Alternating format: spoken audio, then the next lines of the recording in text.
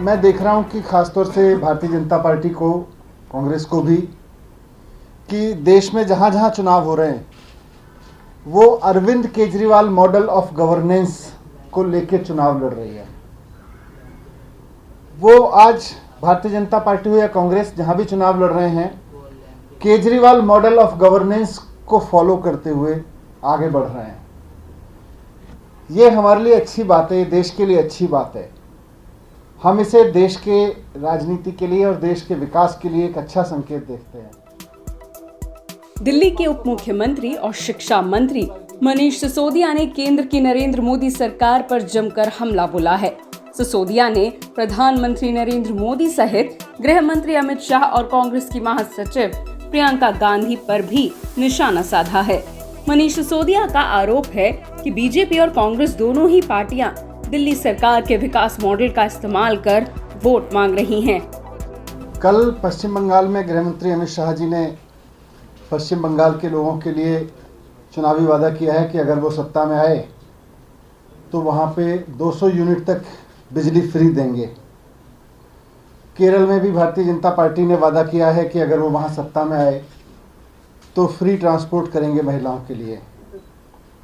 तमिलनाडु में भी चुनावी वादे इन्होंने किए हैं कि जो दिल्ली में काम हो रहे हैं उसी तरह के चुनावी वादे इन्होंने तमिलनाडु में किए हैं।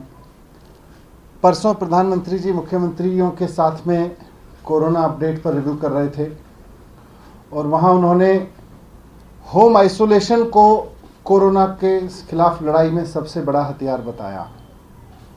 उन्होंने कहा कि होम आइसोलेशन ही कोरोना से लड़ने में, कोरोना के मैनेजमेंट में सबसे कारगर हथियार साबित हुआ है अभी तक। उन्होंने कहा कि माइक्रो कंटेनमेंट जोन्स अब पूरे देश में बनाए जाने की ज़रूरत है। पिछले दिनों में देख रहा था कि असम में प्रचार करते हुए कांग्रेस की लीडर प्रियंका गांधी जी ने भी वहाँ फ्री बिजली का वादा किया है।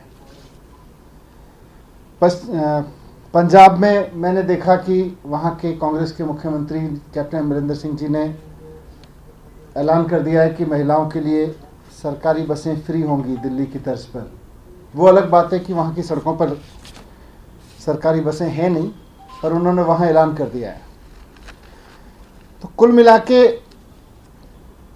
ये इस बात को साबित करता है कि अरविंद केजरीवाल जी ही केवल और केवल एक ऐसे नेता हैं जिनके पास देश को लेके विजन है।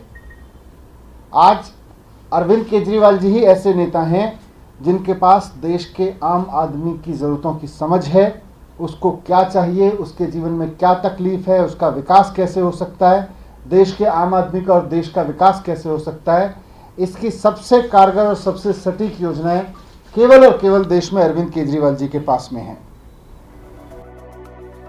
बता दें कि असम, तमिलनाडु, केरल और पुडुचेरी में अभी हाल ही में विधानसभा चुनाव खत्म हुए हैं, जबकि पश्चिम बंगाल में शुक्रवार को चौथे चरण के मतदान के लिए वोटिंग की जा रही है।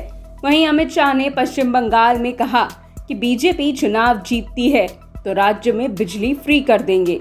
वहीं तमिलनाडु में भी फ्री बिजली का वादा किया गया है।